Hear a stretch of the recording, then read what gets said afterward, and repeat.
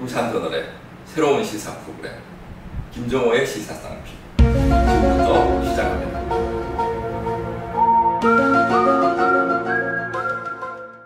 자, 지난 7월 12일 수요일 울산 태화강역에서는 민주노총 울산본부가 주관하는 총파업이 있었습니다. 총파업의 주요 내용은 윤석열 정부 퇴진하라 이런 내용이었는데요.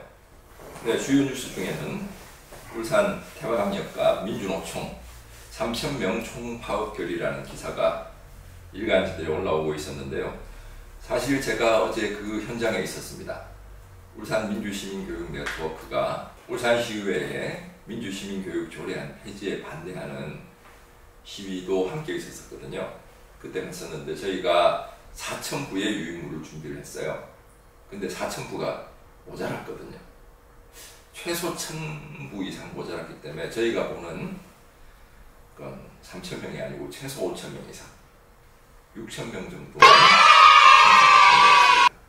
금속노조, 현대중공업노조, 현대자동차 이런 대규모 사업장들이 다 참석을 했고, 그 자리에서 박준석 민주노총 울산 지역본부장은 물가가 폭등하고 민중 생존권은 파탄나고 있는데 윤석열 정권은 정신오리에 빠져있다. 낡아빠진 자본만의 자유를 부르짖는 윤석열은 더 이상 이 나라의 대통령으로 자격이 없다고 주장을 했습니다.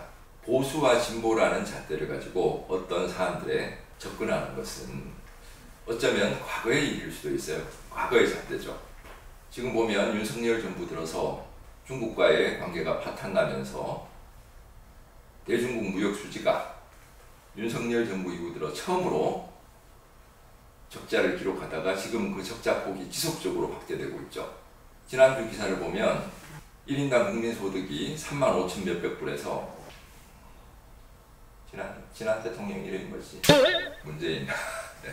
지난 문재인 정권 마지막 해에 35,000 몇백 불에서 올해는 33,000 몇백 불로 이렇게 줄어들었더라고요. 어떻게 하면 우리 국민들이 잘 먹고 잘 살 수 있을까를 고민해야 되는 것이 정치권의 의무라고 한다면 지금 윤석열 정부는 정말 능력이 없다. 그리고 경제 규모 면에서도 문재인 정부 마지막에는 세계 10위의 교역량을 기록하는 규모를 가졌다고 한다면 올해는 세계 13위로 주저앉았더라고요. 단 1년 만에 벌어진 일입니다. 지금의 윤석열 정부의 무능이 수치화로 증명되고 있는데 중요한 건 이걸 제대로 지적하는 중앙 언론이 없어요. 조중동을 비롯한 보수 매체를 표방하는 언론들이 이런 부분을 제대로 짚어주지 않기 때문에 울산저널 같은 독립언론이 이런 얘기를 할 수밖에 없는 것이고, 우리 시민들도 함께 고민해야 될 부분이 있는 것이죠. 과연 나를 위해서, 나의 가정경제를 위해서 어느 정당을 선택하고 어떤 아무것도 안 주니까 혼자 떠들기 너무 힘들다. 노동조합이 집회 같은 걸 이제 불법 집회로 만들기 위한 여러 가지 시행령들이 발표되고 있거든요. 이게 1930년대 후반에 보면 우리나라 독립운동이 이런 노동쟁이나 이런 쪽으로 옮겨갔잖아요. 그 시절하고 비슷할 수도 있다. 그리고 김두겸 울산시 정부 같은 경우에 바로 얼마 전에 이제 부유식 해상폭력 관련해서 울산도 속도를 내겠다라는 발표를 한 적이 있는데요. 한번 물어봐야 해요. 윤석열 정부와 김두겸 울산시 정부 같은 경우에 세계적인 기업들이 따르고 있는 아리백이 아니라 CF100이라는 걸 주장하고 있는데, CF100이라는 것은 원자력을 친환경 에너지에 포함시키는 정책입니다.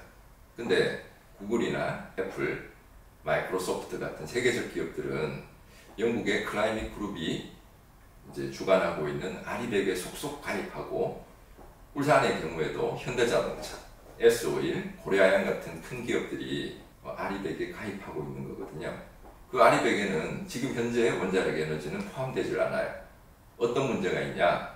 2025년이 되면 원자력 에너지로 만든 어떤 제품들은 그런 세계적인 기업들이 더 이상 납품받지 않을 거라고요. 그런 것에 대한 대안이 지금 현재 울산시 정부나 윤석열 정부에 있는 것인가? 지금처럼 계속 가다가는 구한말 세계 정세가 어떻게 흘러가는지 몰라서 망할 수밖에 없었던 그런 전철을 답습하게 되는 것은 아닌지 묻지 않을 수 없다. 우리 이거 뭐 해보면 3분 넘어가면 아무도 안 3분 넘어가면 아무도 안 보잖아요. 세계적인 풍력 발전 터빈 기업 베스타스가 목포에 공장을 설립한다는 기사가 일부 언론 보도로 나왔었는데요.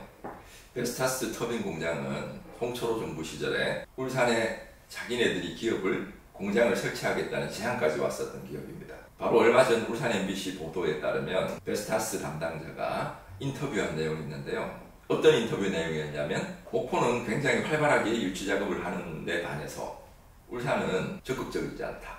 지금 울산 같은 경우에 해상풍력 관련해서 기술이 전체 100%라고 한다면 75% 정도는 울산 자체에서 해결할 수 있는데 모자라는 기술, 터빈이라든지 블레이드라든지 이런 부분이 이제 추가로 유치되어야 할 부분인데요. 그런 부분이 울산에 유치되지 않고 목포로 가버리면 앞으로 울산의 잠재 성장력을 갉아먹는 것은 너무나 당연한 일입니다. 김두겸 시장이 1년 동안 허송세월 할 동안 목포는 열심히 뛰었고 띵 그런 결과가 지금 쏟아져 나오고 있는 거죠. 그럼에도 불구하고 이걸 제대로 짚어주는 언론이 없었어요. 그러니까 마찬가지로 울산전을 이렇게 떠들 수밖에 없는 거죠. 광역단체장 지지율 조사를 이렇게 해보면 지난 송철호 정부 때는 항상 꼴찌였거든요. 그러다가 시장이 바뀌고 나니까 어떤 일이 발생했냐면 한 달 만에 지지율이 엄청 올라가고 리얼미터에서 하는 조사를 보면 그냥 이 도시의 정주 환경이 어떠냐 이런 설문을 묻는 항목이 있어요. 송철호 정부 시절에는 그것도 항상 꼴찌였어. 근데 시장이 딱 바뀌고 나니까 그것도 16개 광역단체 중에 5위권 이상으로 올라가더라고.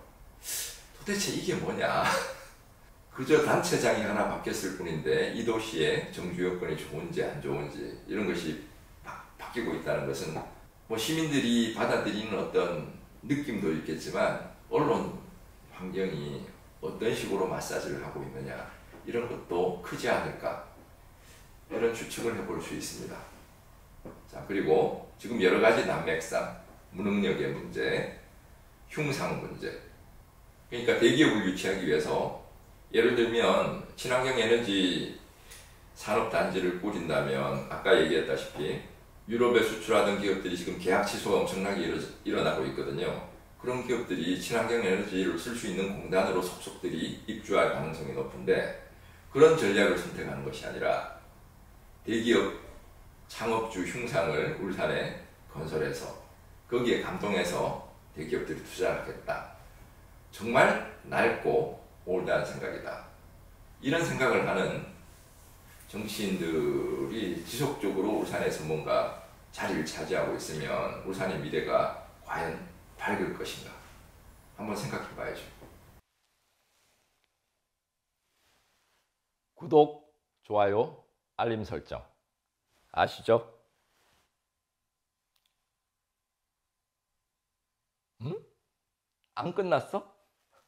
끝내야지.